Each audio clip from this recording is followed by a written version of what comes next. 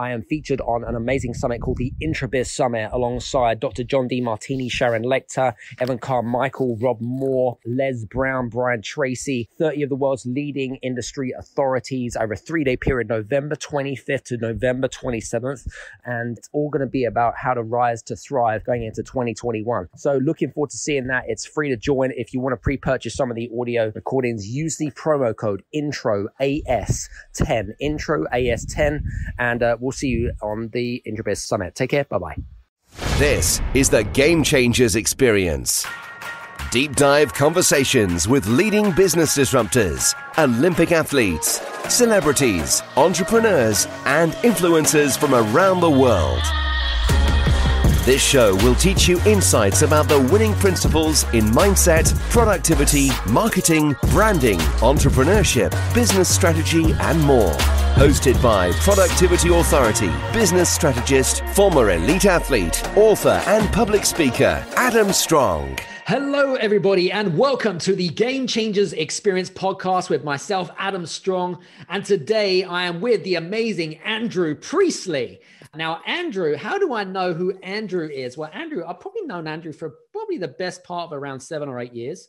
He's from Australia, but living in the UK, which we'll talk about a little bit in a bit. He's a multi-award winning business coach, but also, interestingly enough, talks a lot about leadership and coaches a lot of entrepreneurial based businesses into leadership and mentors a lot of stuff in that. He's he's got 5 books out as well. He's got 5 different books out. I think 2 of them came out this year, which we'll talk about as well. And ranked one of the top 100 UK entrepreneurial mentors as well. He's a chairman of a charity called Clear Sky. It's a children's charity. He's got 21 years of experience. That's hands-on experience in dealing with businesses and stuff like that. Listen, Andrew, I just want to say welcome to the show.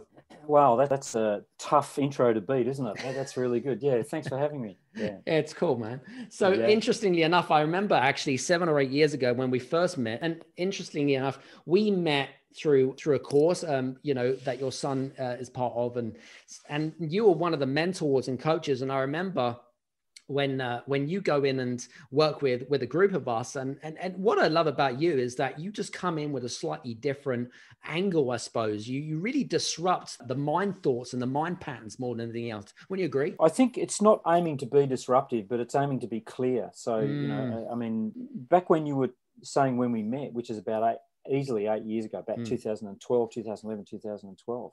Slightly before that, 2007, we had the start of the global financial crisis, right? And it's worth it. It bears saying that I was involved with a couple of banks, major banks, and also government bodies, and I was actually doing something with the Lord Mayor's department at the time for startups, right? And the statistic there was that successful businesses have a business plan, right?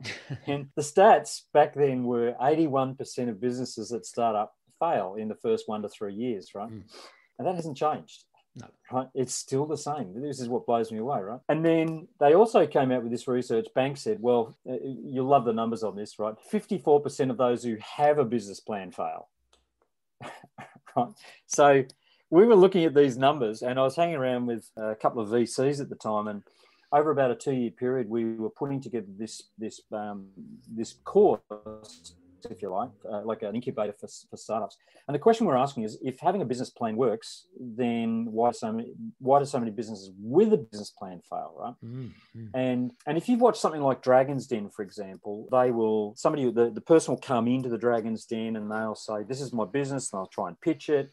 And the entertainment is, do they walk away with the money or not? But when I first saw that show, I thought, it's not that impressive, because they're just asking executive summary questions, which are out of a business plan, right?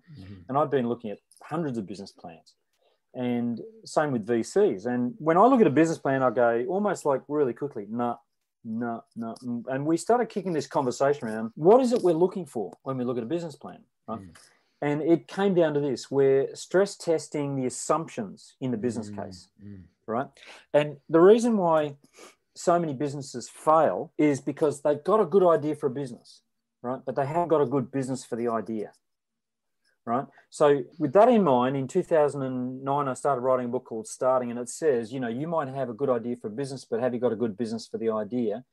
And we identified 8 questions that VCs ask all the time. And my question to business owners is, you're an investor in your business, right?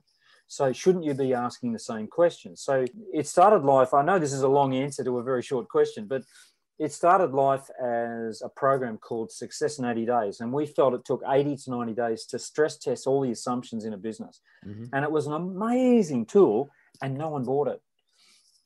Why? when you've got this amazing tool but nobody buys it, right? Right. And Dan was saying, oh, it's not marketed correctly and all this sort of stuff. But it came down to this. I even did expressions of interest marketing, and that was really strong, right? And it was priced well for a business, right? Mm-hmm. But nobody wanted to spend 90 days on it. And there's this thing, as it was then, as it is now, they rush into it, right? So somebody said to me, can we do it in 90 minutes? And I said, that's a challenge. So the workshop that I put together in this can be done in 90 minutes if you want to. I put every single question that I would ask. There's nothing held back, right, in this book. So in 90 minutes, if you just follow it and work through question by question, and there's 8 big questions that VCs ask, and underpinning all of that is, do I get it? Do I get this? So do I get the idea of the business? Do I get who this is for? Who this target client is? Do I get what team you need? Do I get how you're going to go to market with this? Do I get what you're selling and what the price points are? Do the numbers make sense? Do I get the business model, and do I get the systems? But importantly, do I get why you're doing it? So out of that, I then went off into doing business strategies and the 90-minute business strategy. And it is what it is. It just gives you a standalone experience of, okay, now I get my business. I get strategically what's happening in the business. Yeah. And I've stress tested, and I've got a structure and a method for stress testing the assumptions that underpin it. Now, there's a lot of assumptions, but I've picked out the 8 or 9 really. One of the assumptions is you're starting the business for the right reason. Yeah.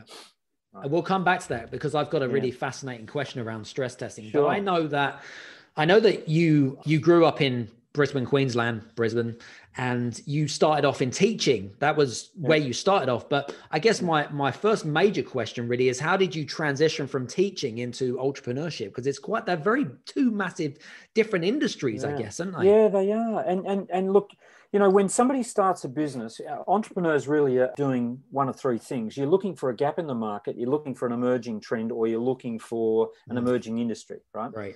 But what underpins it, what gets missed out in that equation, is usually you're transferring skills, knowledge, qualifications, or experiences that you've already had into something different. So teaching has a subset of skills and a way of thinking that transferred wonderfully across to business, right? Or so I thought. So when I was at uni, when I did my degree, my teaching degree, I did it in reading psychology, and I got involved with a student newspaper.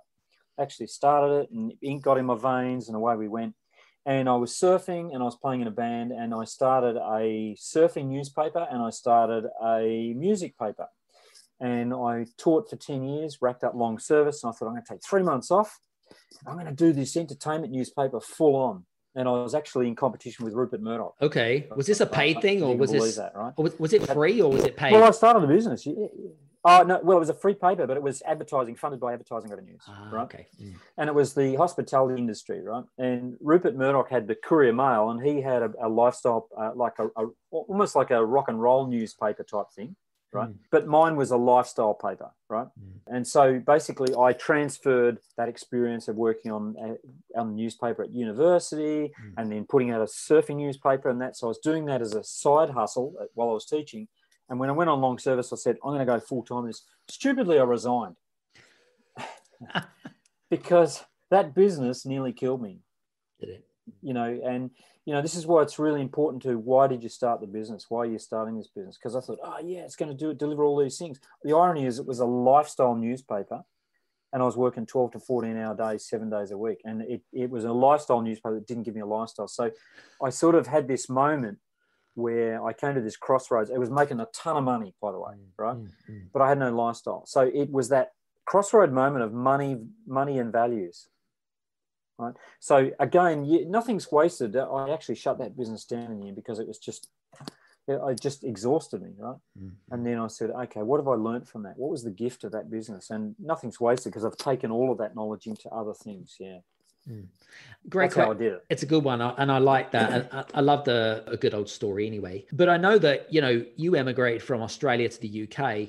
And I also know between your daughter and your son, who are entrepreneurs in their own right, they built great businesses. And do you feel that, I know that when you did immigrate to the UK, for example, who was it that kind of facilitated the move? Was it you? Was it Dan? Was it Justin? Who was it? I had to ask that question.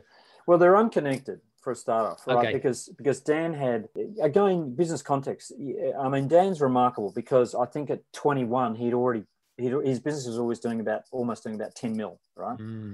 And Australia as a marketplace was just too small. Right. And a friend of his said, why don't you come to London? Because you've got all of Australia's marketplace and some in one town. And people say, oh, it's really tough out there. If you are in London, there's more than enough business in London or Manchester or Liverpool or Birmingham to keep you going a lifetime. Right. So don't tell me there's no business there. Right. There is. It's just a ton of business. Right. There's a lot of money. People say, oh, there's no money. No, there's lots of money. Right. So he came over and about 2006, right? And then I took a sabbatical in 2008, and Justine had come over as well because, all Aussies want to leave the prison and come back to, the old dart and see what life's like here, We escape the island, I'm on an island, get me off, off the island. From one island to another. Yeah. But I mean, we've grown up with a legacy of you've got to go to England. England's a mother country. That's where you've got to go. So Justina came there, and then I came over on a sabbatical, and I've got a British passport, so citizenship wasn't a problem. And I loved it here. I absolutely loved everything about it. I mean, the UK is an amazing place, and going into Brexit, I just want to urge you, that there have been bigger and tougher things that have tried to break the Brits than Brexit. Okay, you got to go back to the history of this country. It's a real can-do country, believe it or not. But the only thing is, Brits wait until it gets right up to the knife edge before they say, "Now let's go and have a few jars about this, and then we'll do something." But it's a bit like playing cat and mouse, really, isn't it? Oh, it is, yeah. But the Brits have got a fighting spirit, which is amazing. It's a great pedigree. The fighting spirit of the Brits is incredible. Well, I hope some of our listeners that are listening in from Asia and Australasia and stuff like that, I hope kind of you might think of us Brits as kind of potential joint venture collaborators. Oh, without a doubt. Partners, so that's all good. Yeah, without a doubt. That's a great shout, actually. Yeah. In terms of, because I know that you do a lot of stuff in the leadership realm and you've got a wealth of experience in that. What do you think, especially in times like this, but where do you think a lot of CEOs and entrepreneurs go wrong when it comes to leadership? God, that is a huge, no pressure. I'll put you on the spot. I mean, it's like kind of Larry King, but we just have fun and have conversations, right? Yeah. Okay. I'll give it to you again, context. When I left teaching, I started this paper, right? And the paper, I had this crossroads moment where I shut it down, right? And what I did was I started a family-friendly business. So it meant I could take my kids to school, I could pick them up, I could go and play sport with them, I could go and do canteen duty, I could take them on holidays and not second guess what I should be doing, right? So I started this agency. And again, I'm building on a skill set of reading psychology, went into copywriting. And so I started as an ad agency. What came out of that was a marketing business. So there's no point doing an ad if you don't know what the marketing strategy is, right? And then out of that, what's the point of the marketing if you don't know the business strategy? So that sort of a growth, if you like, I was pivoting through those gear changes, if you like. So pivot is you take a skill you've got, but you take it off in a new direction. So it went from publishing to advertising to a marketing agency to a strategic business. Yeah. And then people were saying, we won all these awards, and people were saying, how do you do this? How did you do this, right? And a mate of mine said, I think you'd make a good business coach. And I said, what's that? And he said, well, it's what you do right now, except you get paid for it. But what came out of that was I started working with, and I'll talk English money, 70% of businesses in the UK have revenues less than 300,000. 20% of UK businesses have revenues between 300,000 and 2 mil. And in terms of employment, under 300,000, you're employing somewhere between 1.7 and 2.4 staff members. So it's yourself and maybe a part-timer. Right. But when you get to about 300,000, you employ somewhere between 3 to 20 employees, right? So the revenue per person is like 100 grand. So it's a good metric for most businesses, right? If your revenues are greater than 300,000, right, you're looking at about 100 grand revenue per person. So I'm working with a law firm that does 1.2 million turnover, 12 staff, great business. And I'm working with an accounting firm that has 11 staff and does 300,000 turnover. See, it's not even, their revenue per person is not even close actually to the living wage in the UK, which is 30.4 thousand, right? Yeah. So the leadership question, let's come back to that. There's two parts to this. So there's a point when you're running a business where you've got the bandwidth for running a business and doing the operational up to about 6 employees. And it's up to 6, you can do your own work and you can supervise what your team are doing, right? Agreed.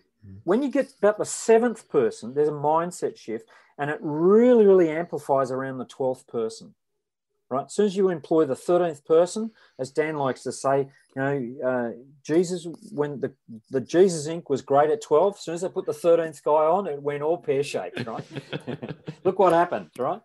But there's something mentally, it's not money, it's an emotional thing that happens around about the 6th or 7th employee, because where you could all muck in, as a business owner, you can't do that over about 7. You don't have the mental bandwidth for it, right?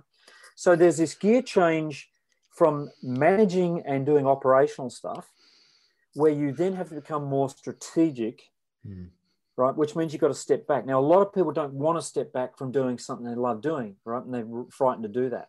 So a lot of people have that problem around probably about the 6, 7 employee bit. At that point, that's when they start asking me to get involved, and they start reading leadership books. And firstly, they read a lot of management books, then they start looking at leadership books, because the gear changes from operational thinking to strategic thinking. So where they go wrong, firstly, is they hang on to the operational far too long.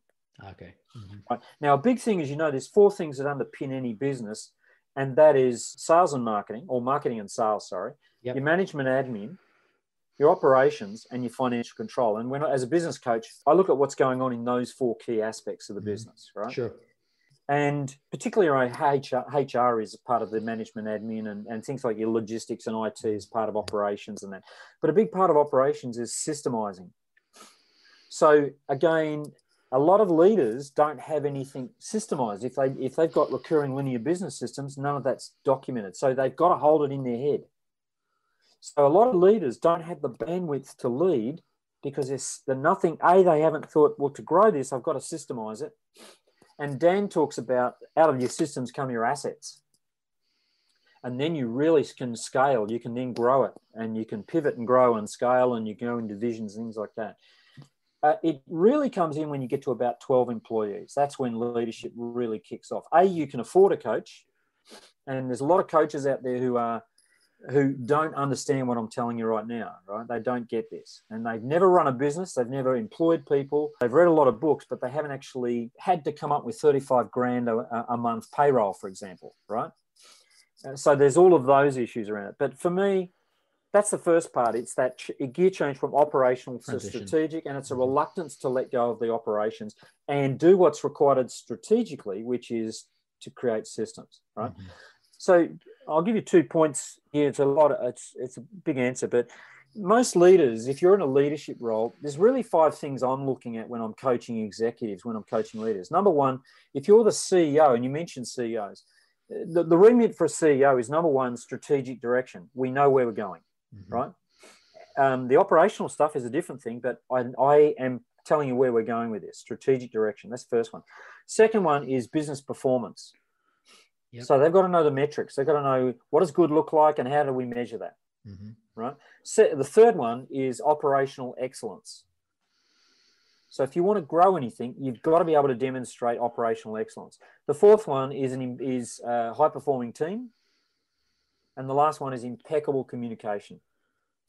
And so when I'm coaching CEOs, I'm coaching across those 5 dynamics, because they're really pragmatic and they're very practical. And I can go hunting in each of those 5 areas for where we need to pick up skill, or we need to change behaviors, or we might need to change their beliefs, or we might have to have an identity change. So I've gone from being an operational manager to a leader. So if I say, are you a leader?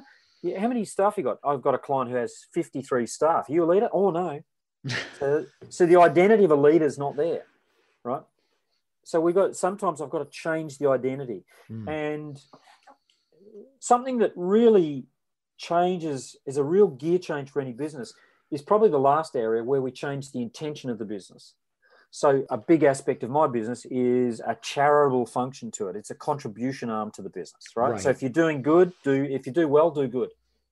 You know, so businesses that have that higher intention, that, you know, that why, that, you know, that shapes their identity of the business and the leaders. It shapes their beliefs. What do we believe we can and can't do? It informs and shapes the skills that they should adopt, which then informs and shapes the behaviors, and then that influences what shows up. Very cool. Yeah, you might have to watch this back a few times and make notes. I mean, I was literally as much value as I can, you know. I was literally just making notes, because what I do is when we have fun and have conversations, I become a student, you know. And the same with everyone that is listening in right now. If you don't have a pen and a paper handy, guys, you need to make sure you pause this right now and take notes, because what you get from this podcast is not like any other podcast. It's completely unique. We bring people like Andrew, who's the elite of the elite. So anyway, moving on to it's like you, mate. You know where to look. Yeah. You'll have a formula for what works. When you work with someone, I'm sure you've got a format that you follow that based on your knowledge and experience. All my stuff is based on the fact that I lost 2 businesses. And one I shut down, right? So I've learned a lot from that. Right? Absolutely. And it's interesting because we all have our own different journeys and our different stories and what we learn from that, which is really fascinating. Yeah. Interesting question, actually. But, you know, working in the times that we are right now, which is people are working more in what I call the digital world right now, you know, because people are working from home or whatever it might be. What do you think that people need to do, entrepreneurs and business owners, what do you think they need to do right now in terms of focal point or focus to create more of a successful digital business compared to what we did kind of 220? You know, again, these are great questions, but it's like you're opening a tin of worms. But I mean, that's true. For me, you've got shiny object syndrome, which is, I got this, right? For me, I just use LinkedIn. That's it, right? That's all I use. And I'm really bad at it, but I get a lot of business through LinkedIn, right? Because it's not the tool, it's the way I show up on LinkedIn. Right.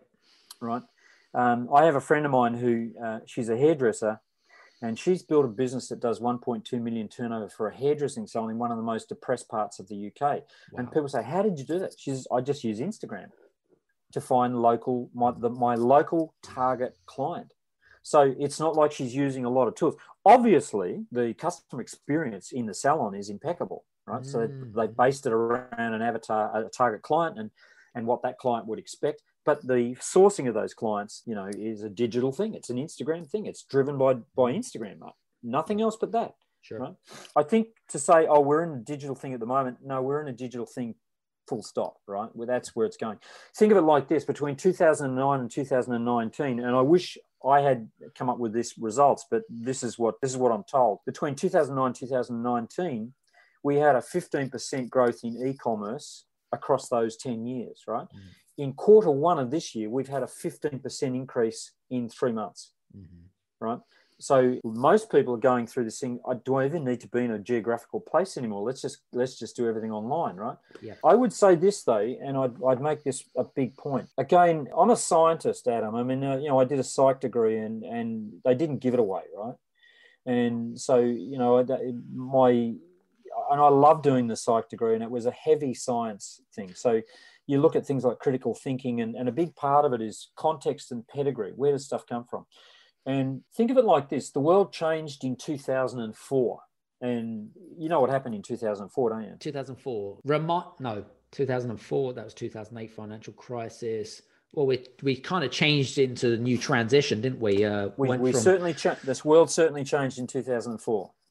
Then we go from, it wasn't in industrial age. We went into more of the, trying to think. Remind me, come on. I'll make it easy for you. Facebook, of course. Right. That's when Zuckerberg launched Facebook, right? Yeah. And if you take it from 1904 to 2004, the way of doing business was very transactional. In 2004, Zuckerberg made it relational. So words like know, like, trust came in, right? You couldn't join Facebook in the original format unless you're in that alumni. You had to be invited in by someone who knew you. So it made it very relational. And big trends like that take about 20 years before we understand what that meant. So we still haven't done 20-year cycle with Facebook yet. Right. Facebook is shooting itself in the foot. They've lost the plot a little bit because it's more like a shopping channel now. Right? Most social media, to me, from my perspective, having come through newspapers, is we've just transferred what we were doing in magazines and print and radio and TV across to digital. And it's everything is now, if I said you got to sit there and watch the shopping channel, you go crazy. And yet that's what most of it is, right? Yeah. But the stuff that works, personal narrative started to take off. And things like, even though Joseph Campbell did The Hero's Journey in the 1980s, right? The relevance of that 20 years suddenly made sense in 2004 because it's about a relationship, it's about collaboration, and it's about, who are you when you show up, things like that. Simon Sinek's book, Start With Why, now makes a lot more sense because I want to know who you are, right? Yeah. So with 2004 became very, very relational, right?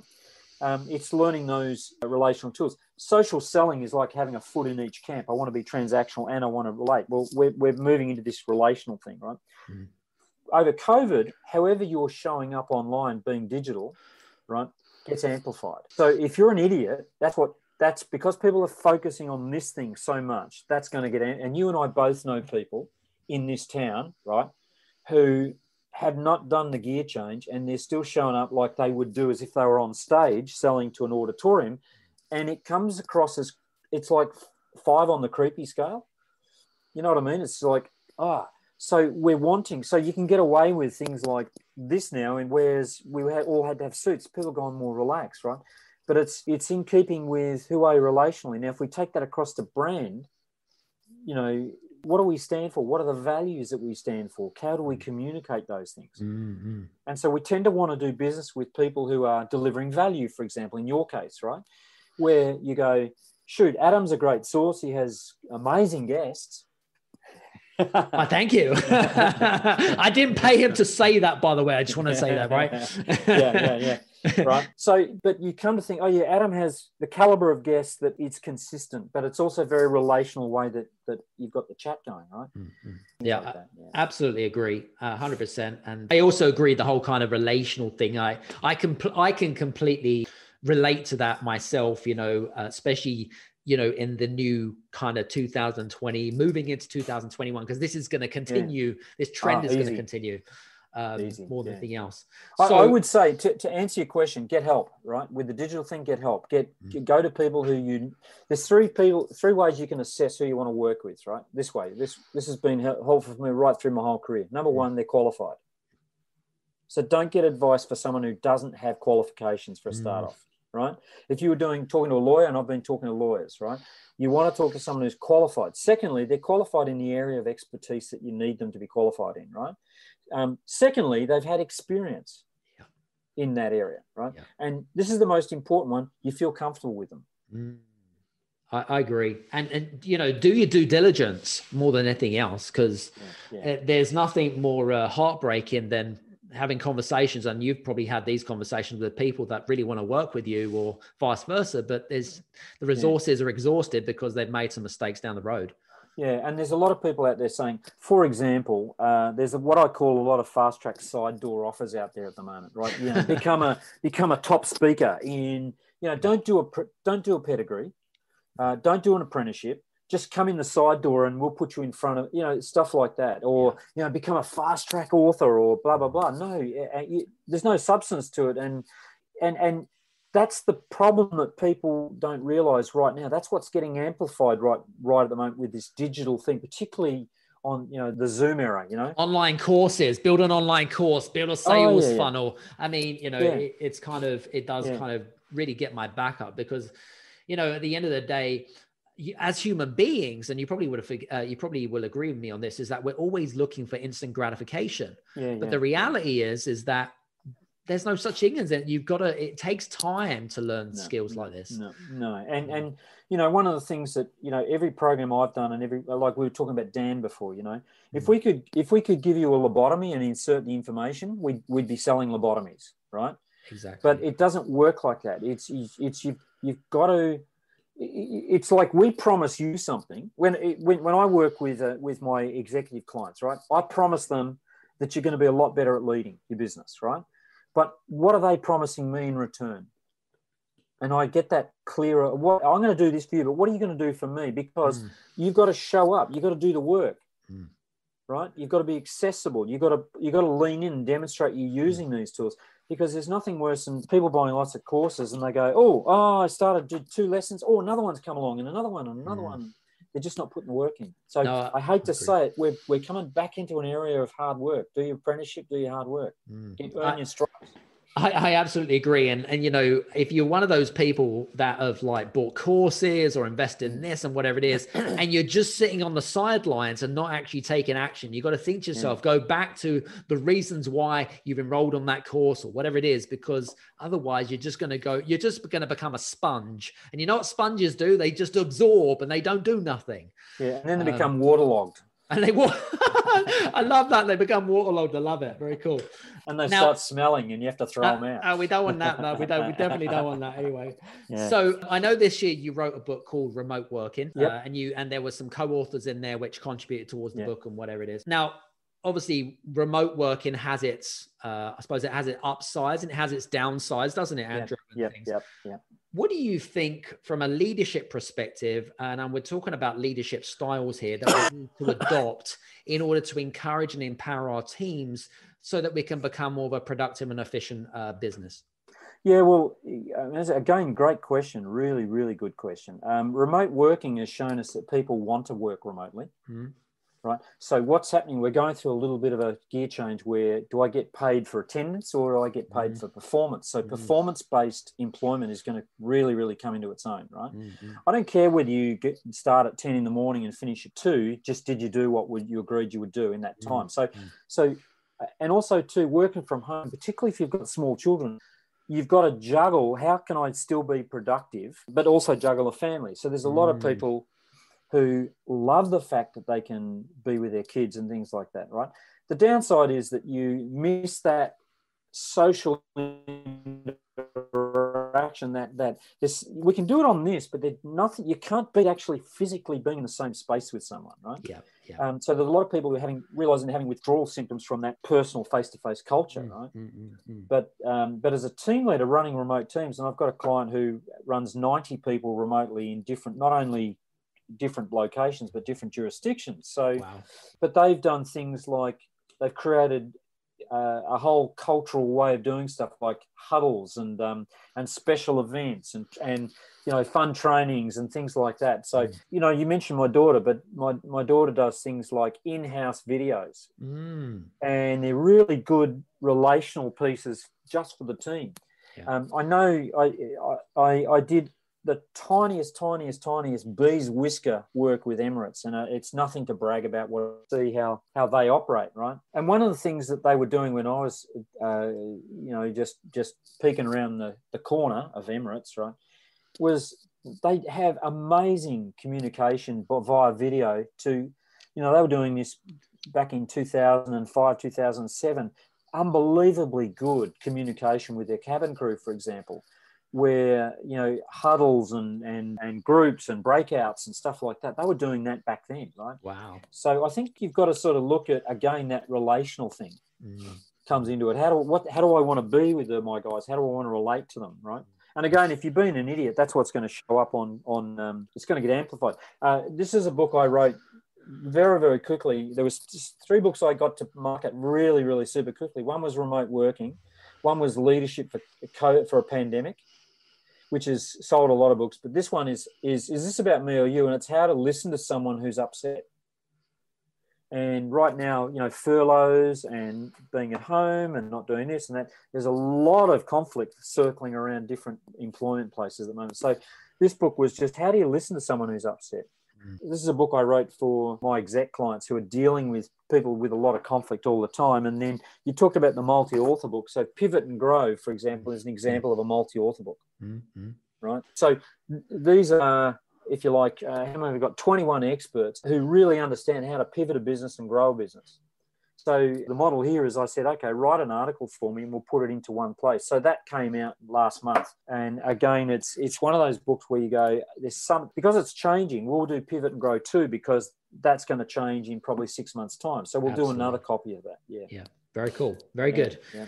So I know we come towards me shamelessly plugging books. I will allow you. By the way, I just wanted to let you know. Are you buying my book? Are you typing my book? I'm looking at you. Buy my book. By the way, guys, I was going to say, yeah, we kind of like, we allow some of the speakers to what I call shamelessly plug themselves. We will allow that. But if there are any complaints, please direct them to andrewpriestley.com. Andrew, send them to me. Buy the book and you can complain all you like. Yeah, exactly. It's all good. Something's crashed. Oh no. That's okay. Right. So going back to the question around the whole kind of business plan thing, and this is actually just a real quick question because I'm conscious of time, does a business plan work? And do you recommend having a business plan in this day and age? Yes, without a doubt. Without a doubt. Don't do the business plan last, do the business plan first. But stress test the assumptions in the business first before you write the business plan, because a business plan is linear. Right? Where I'm talking about VCs look at a business holistically, right? And they look for connections and relationships. And it's very hard to do that in a business plan. And a business plan really is to either raise finance, right? Or you want to make changes in your business. But I would, and I'm going to emphasize this, probably the best business planning tool on the planet is the Prince's Trust. If you navigate to the Prince's Trust, Prince Charles deserves so many accolades for the contribution he's made to this country in terms of fostering young talent and entrepreneurs, right? Yeah. An amazing legacy that he's created there through the Prince's Trust. But he insisted that the business planning tool would be something that people could understand. And it was about a reading age of 12, nicely placed. So if you're in doubt, go into the business plan on the Prince's Trust, navigate to that, and just dip into it and read it over time and start getting a sense of how to put one together. But I would say, yes, have a business plan, right? But business plans need to be revised when circumstances change, and they need to be looked at. Yeah. Are we still on track to this? Right? Interesting, because and it's interesting that you brought up the point was a business plan is needed when you need to raise finance. Absolutely, 100% agree, especially if you're going after an investor or a VC or whatever it might be. And then if there's a change in circumstances, I would agree with that as well.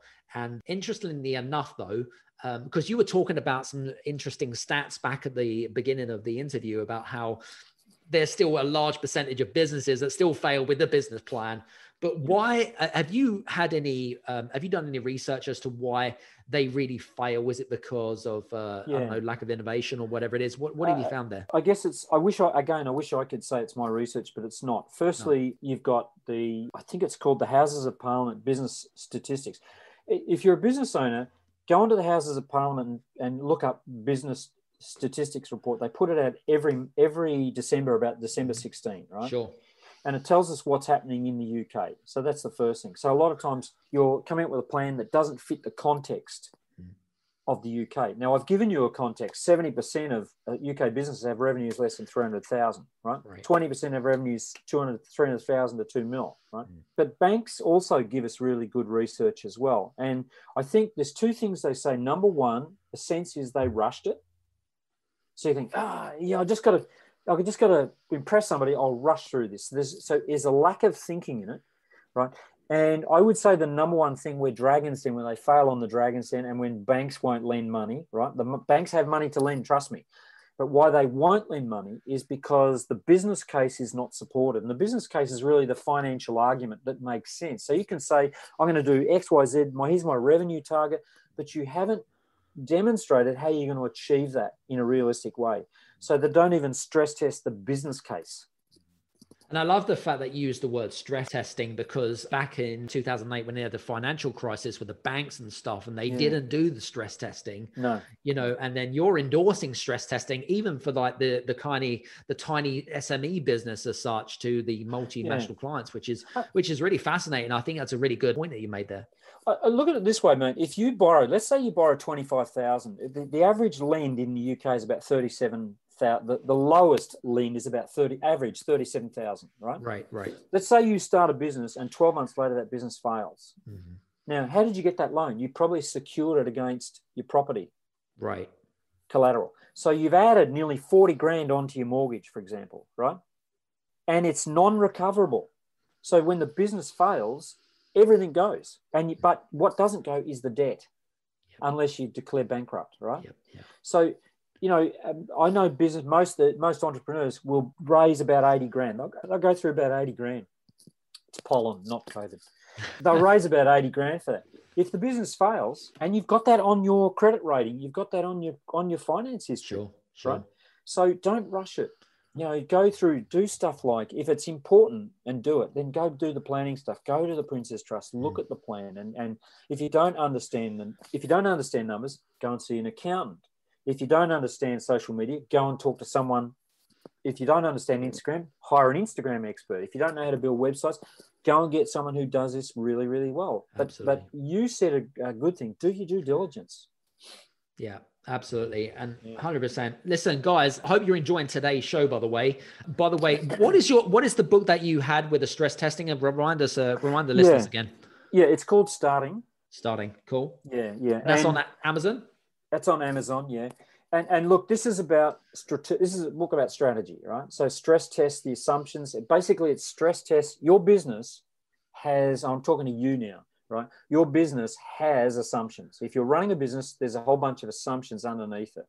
What are they? And, this gives you a structure to look at key areas as an investor, stress test from those key areas, and other things will show up. My other book, Manage and Multiply Money, is just how to manage the money part, right? And look, I also did the Money Chimp, but I remember that. That's the bestseller one. This one was for millennials. So if you're a millennial, you want to manage your money, that's a good one. If you're a professional, don't buy both, because I repurposed a lot of this content for professionals, whereas this is really with millennials in mind. So don't buy both, because you'll go, oh, it's the same book. It is pretty much the same book. Well, at least he's honest, ladies and gentlemen. Yeah. But listen, buy both. You'll love it. Because you're going to have to read it twice anyway. And anyway, they'll do a bundle deal on Amazon, so don't worry about it. Yeah, that's right. So listen, guys, I hope you've enjoyed today's show. There's so many great golden nuggets that you should have listened to. What I would endorse you to do, if you're in the gym or you're listening to this in your car, is to go back to this, get your notebooks and pens and paper handy, write down all of the things that Andrew has been teaching you and what we've been going through and stuff like that. And listen to it with stakeholders. So if you've got a business partner, or you've got your team or managers, listen to it as a team, and stop the recording and when you get an idea, and stop it and workshop it, really talk it through. Build this recording is a really good lunch and learn tool. So you can actually do it over a lunch and then just listen to it over a few days. Absolutely. It's more of a helicopter ride over a business I've tried to give you, right? Yeah. What's the context for business? And I've tried to include as much really valuable stuff that's relevant to people right now. Yeah. Great synopsis. And just want to say thank you so much for being on the show. Hope you've enjoyed it. Yeah. Of course. So good. So listen, guys, hope you've enjoyed today's show. Do me a favor, if you're listening to this on Apple, do me a favor and write, whether it be a 1-star or a 5-star review, please do me a favor and go onto there and just leave a quick review on there. It could be based around Andrew's show, for example, or it could be at any of our episodes or whatever it is, but we'll see you on the next Game Changers Experience show. Take care. See you soon. Bye-bye. Hey, you guys, I just want to say thank you so much for listening in to this episode of the Game Changers Experience. I hope that you got some amazing value, some great insights, and golden nuggets that you can implement into your business straight away. I would really, really appreciate it if you could leave a 5-star review on the button below. Have a fantastic day, and we'll see you on the next episode. Take care.